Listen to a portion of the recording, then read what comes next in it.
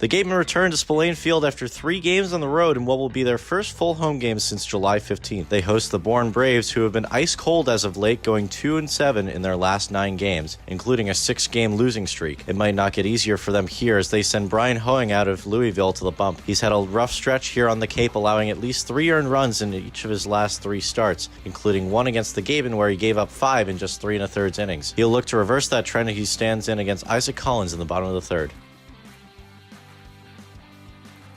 Average up at 293, puts together really good at-bats, and he's going to shoot another one into right field for a single and an RBI. One at that is around 3rd. Coming in to score is Ryan Kryler. The Gatemen take a 1-0 lead off the bat of Isaac Collins.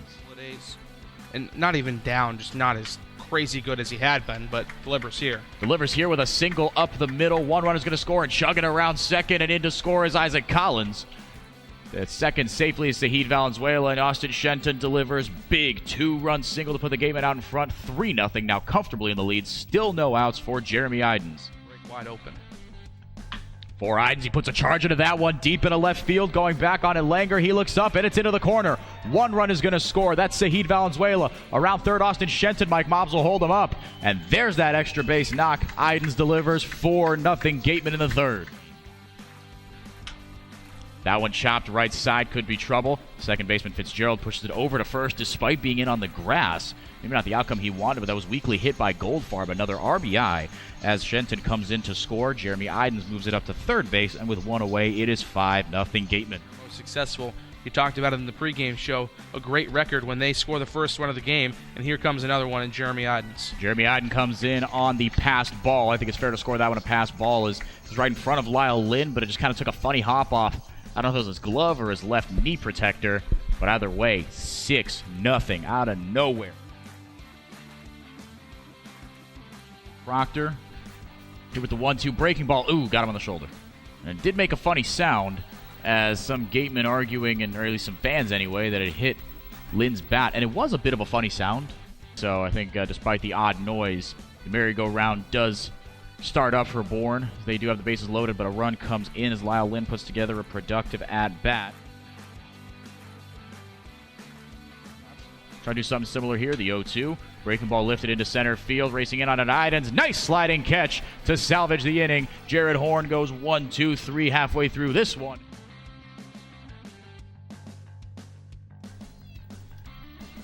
The 3-2 from Vanderwide. That one lifted deep into right field. Phillips going back on it. Parks a few feet shy of the track and brings it down. This will get a run in, though. Valenzuela in pretty easily from 3rd. Second RBI of the day for Idens, and the 7th run of the day for Wareham.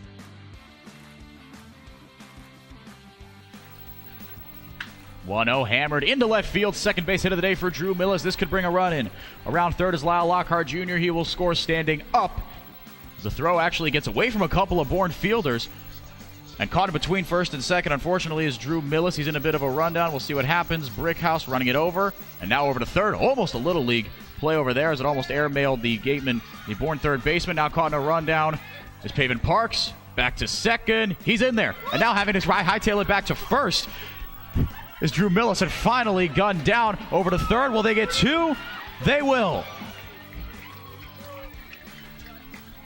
What an odd end to the inning. Jared Horn the credit he is due. The 2-2 shot into right field. Back-to-back base hits. And that one is going to get into the glove of Isaac Collins, but will send a run across. 1st and 3rd. Two runs on the day now for Bourne, as around 3rd and in to score is Lyle Lynn. Your mind if you're Jared Horn on the mound.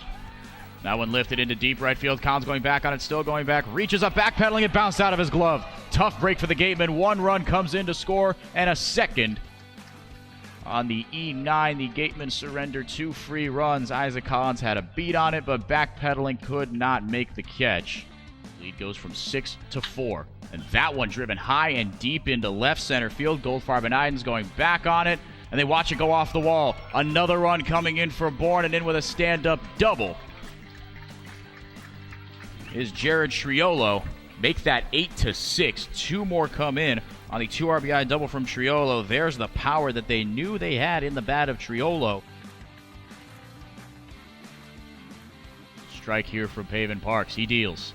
2-2. Hammered high and deep into left center field. Goldfarb and Idens going back on it. Goldfarb reaches up and makes the catch. A long F7, but that is what does it for the Gatemen. They survive a furious Bourne comeback.